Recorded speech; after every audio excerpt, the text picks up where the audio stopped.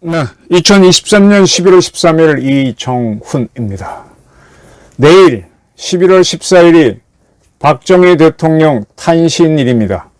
1917년생이니까 17년 11월 14일 날 태어나셨으니까 어떻게 되나요?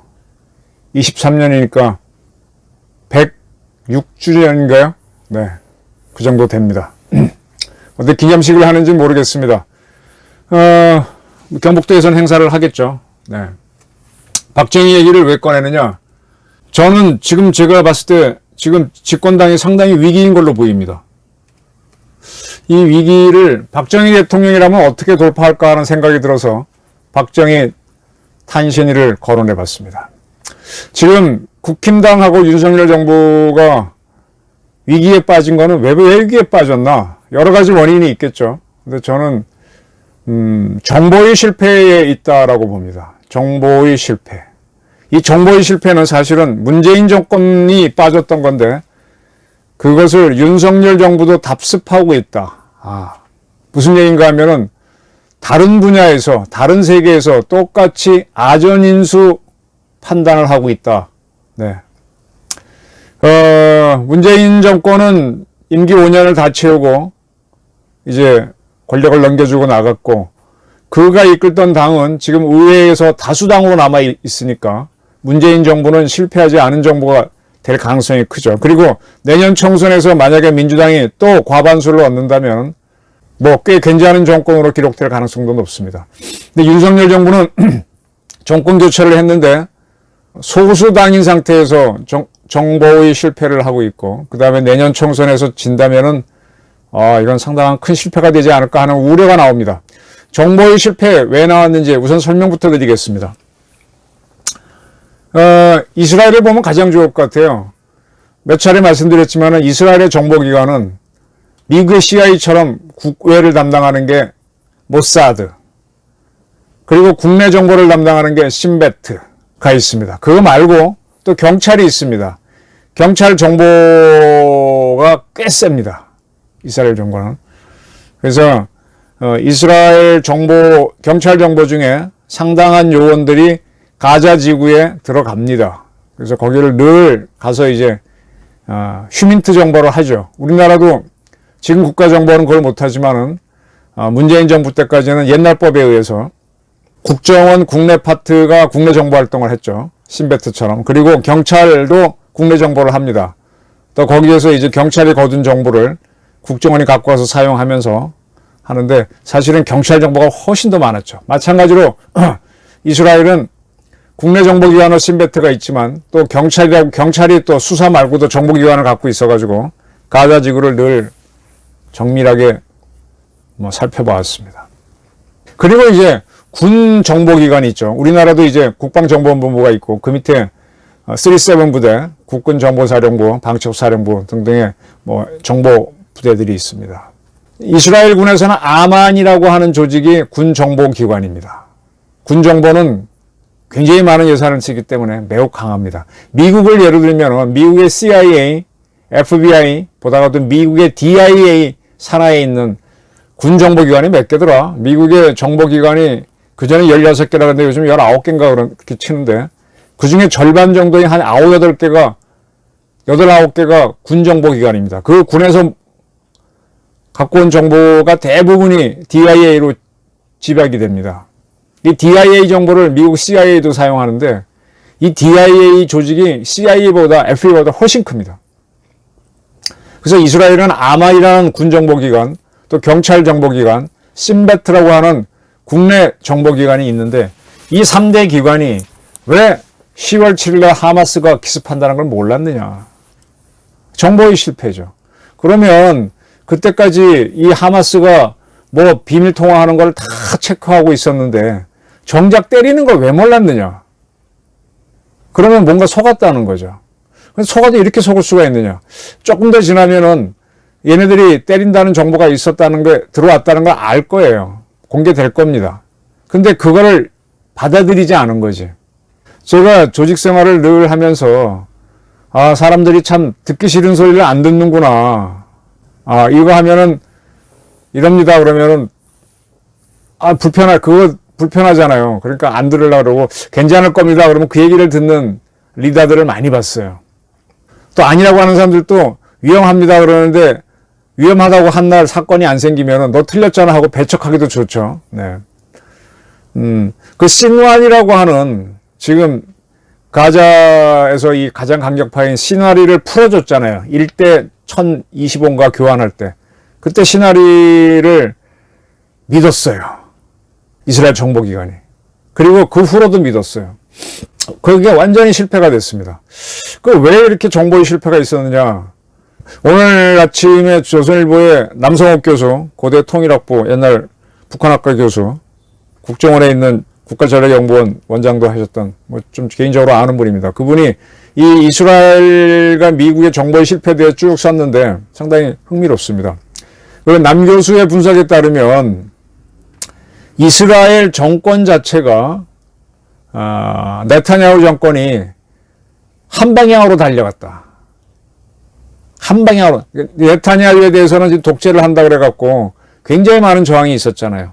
그럼 그런 저항을 하는데 저항 쪽 얘기를 듣지 않는 거죠. 이제 모든 정책을 하거나 정치를 할 때는 반대파가 있습니다. 근데 반대파를 다룰 때 그쪽 얘기도 들어줘 가면서 다루면 반대의 정도가 떨어지죠.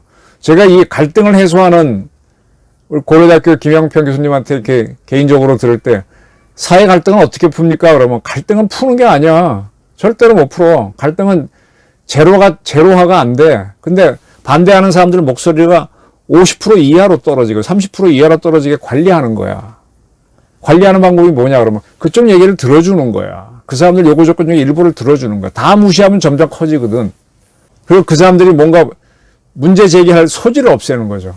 근데 네타냐후는 자기 입장만 주장하다 보니까 강한 반대가 있었고 그러다 보니까 정보기관들이 네타냐후가 듣기 싫어하는 말은 안 했다 이렇게 보는 거죠.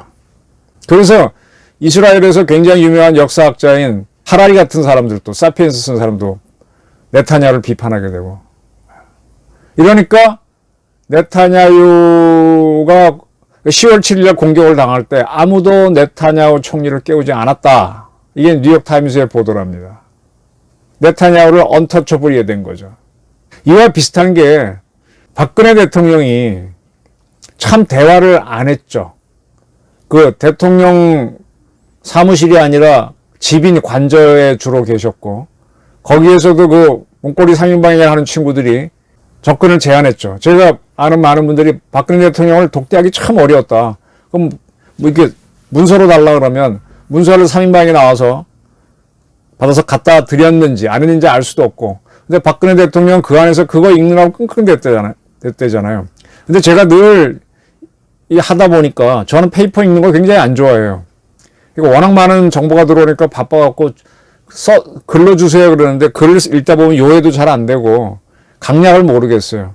그래서 대충 읽고 난 다음에 이제 궁금한 사람이 있으면 불러서 들으면 이제 감이 잡히는데 듣다 보면은 시간이 엄청 뺏기고 에너지가 굉장히 나갑니다. 힘들어요, 사실은. 저도 힘들어요. 근데 박 대통령도 그 많은 사람 만나기 불편하니까 안 만났잖아. 근데 거기에서부터 많은 문제가 생겼던 것 같아요. 박 대통령이 불편해한다는 걸 알고 문고리 3인방이지 그런 사람들이 정보를 선별해서 보내고 또 만나는 기회가 없으니까 사람들 다 안 올리고 그렇게 되면서 박 대통령이 탄핵까지 갈 때까지 계속 상황 판단을 오판하셨던 것 같아요. 정보는 굉장히 중요합니다. 지금 윤석열 정부가 인유한 혁신위원장 내세운데도 지금 탄력이 죽고 있고 오히려 감정을 품은 누굽니까? 이준석이 신당을 만들겠다고 설치고 있고 민주당은 윤 대통령 탄핵을 위한 연습 탄핵으로 이동관 탄핵, 손준성 검사, 이정석 검사 탄핵을 추진하고 있습니다. 완전 적반하장이 돼버렸죠. 왜 이런 그리고 흥미로운 거는 제가 이렇게 쭉 이 자리 저 자리 얘기 들어보게 되면 경제가 어렵다. 참 국힘당 매갈이 없다. 윤 대통령 아직도 이재명 하나 못 다루냐. 검사라며 시시하다. 이런 얘기를 많이 합니다. 그럼 뭔가 할 줄 알았는데 이거 완전히 물렁뼈네. 이런 얘기죠. 시시하다 이거죠. 자, 이게 왜 이렇게 됐느냐?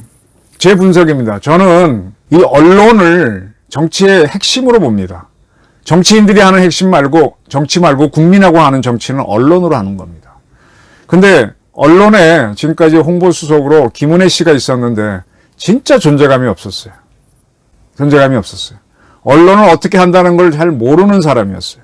두 번째 실수는 제가 이제 모든 조직을 움직일 때는 그 기관장은 언론하고 감찰이 핵심이다. 그리고 기본적인 조직은 다 돌아가야 되고. 그러면 청와대 대통령 입장에서 감찰이 뭡니까? 감찰이 민정이에요. 근데 윤 대통령은 당선되면서부터 민정수석실을 없애겠다 그랬고 지금까지 없는 상태로 운영합니다. 민정을 통해서, 감찰을 통해서 굉장히 중요한 내부 정보가 올라오고 또 외부 관계가 언론을 통해 만들어지는데 한쪽은 아예 없애버렸고 한쪽은 기능이 다운돼 있었어요. 그러니까 이제 과거 MBC하고 바이든이 날리면 어쩌고 하는 그런 거는 이제 안 일어나니까 언론이 문제 없는 걸로 보였지만은 우리 언론이 지금 이동관 위원장을 내보내서 방송을 해보려고 하니까 저항이 들어오지 않습니까? 이게 한 번에 이렇게 되는 게 아니라 천천히 하나씩 뚝심 있게 읽어나가야 되는데 아무 과정이 없다가 어느 날 갑자기 조잘한 헝깔스시 들어가니까 충돌이 이루어지는 겁니다. 언론은 집요하게 변경을 시켜야 되는데 쉽게 봤다. 그리고 민정수석을 없앤 거는 정보의 실패를 하기 위한 초석을 둔 걸로 봅니다. 제가 앞선 방송에서 연수 탄핵을 당했다고 하니까 그런 분석 말고 대안이 뭐냐 그러는데 대안이 있겠습니까? 대안이라고 한다면은 처음부터 초석을 잘 두는 거죠. 언론을 제대로 하고 감찰 기능인 민정을 해야죠. 지금 민정을 대행하는 게 외부기관인 법무부 장관 한동훈 씨가 끄는 건데 법무부는 작은 조직이잖아요. 민정은 법무부, 국정원, 또 여러 경찰, 행정안전부 다 장악하고 갈 수 있는데. 그래서 제가 오늘 박정희 대통령 이야기를 왜 하는가 하면 박정희 대통령은요. 혁명을 한 사람이니까 무력은 있었죠. 무력은 있었지만 사실 정치 경험이라든지 아무것도 없는 거잖아요. 그리고 그 무력이 잃는 순간에 바로 거꾸로 당하는 거예요. 군사 반란으로. 근데 무력이 있어서 하긴 했다고 하지만 어떻게 대한민국을 이렇게 발전시켰느냐. 그게 뭐냐. 결국 이 양반이 초석을 딱딱 제대로 그건 기본적으로 정보를 들었던 겁니다. 그 양반이 막 대통령이 6.25 나던 때 문관으로서 6번 정보국에 근무하고 있었잖아요. 그 정보에 대해서는 본인도 북한이 전쟁 일으킬 수 있다는 보고를 올렸는데 위에서 안 들어주니까 A씨하고 술 먹었던 그런 사람이잖아요. 그러니까 박 대통령은 계속 정보를 들었던 사람, 사람을 만나는 걸 두려워하지 않았고 싫은 소리를 했고 민정은 아주 중시해서 자기 가족 측근 관리를 철저하게 했잖아요. 그 과정에서 굉장히 싫은 얘기를 들었고 그 김영광 씨인가요? 한 국정원 옛날 중앙정보부 차장 한 분인데 그분이 별명이 히칼인데 74년도 8.15 광복절 기념식 날 문세광이가 와서 총을 쏘는 바람에 육여사가 돌아가셨잖아요. 그래서 박정희 대통령은 조총련에 대한 불만이 굉장히 많은데 그 히카리가 조총련을 와해시키기 위해서 조총련 동포 고국방문 추진하자 그러니까 오케이 해버리잖아요. 그러면서 조총련을 와해시켜서 지금 일본에서의 공산계열이 무너지게 하는데 큰 역할을 하지 않습니까? 결국 박 대통령은 정보를 잘 활용했기 때문에 18년 동안 집권할 수 있었고 한국을 바꿀 수 있었습니다. 지금 윤 대통령하고 국힘당에서는 네타냐후를 잘 봐야 됩니다. 네타냐후 총리가 원하는 대로 맞춰주니까 거기서 어긋난 정보는 누군가 차단하는 거예요. 정보의 실패가 있는 겁니다. 안 올라가는 거예요. 10월 7일 공격을 당할 때까지 아무도 네타냐후를 깨우지 않았다. 이건 정말 이거 심각한 거죠. 우리 박근혜 대통령도 탄핵당할 일보 직전까지 오판을 하고 있었잖아요. 얘기를 안 해준 거죠. 저는 윤 대통령께서 민정수석실을 그걸 다시 살리던 저항이 있어도 필요하면 하는 거죠. 근데 홍보 기능을 제대로 해야죠. 그리고 이제 노력을 해야죠. 한번 탁 던지고 빠지는 게 아니라 그건 퍼퓰리즘이고 지속적으로 변화시켜 나가야죠. 이제 그런 것들을 많이 기대했는데 이재명이 잡아놓는 것조차도 아직 못하고 있잖아요. 그러니까 이제 동력이 안 붙는 거지. 초석을 제대로 두고 그 다음에 계속 몰아가야지. 박정희 대통령은 그걸 했던 사람입니다. 오늘 박 대통령 탄신을 하루를 앞두고 박 대통령은 어떻게 정보를 활용했는가, 이거를 윤 대통령과 국힘당이 좀 고민해 봤으면 하는 생각입니다. 감사합니다.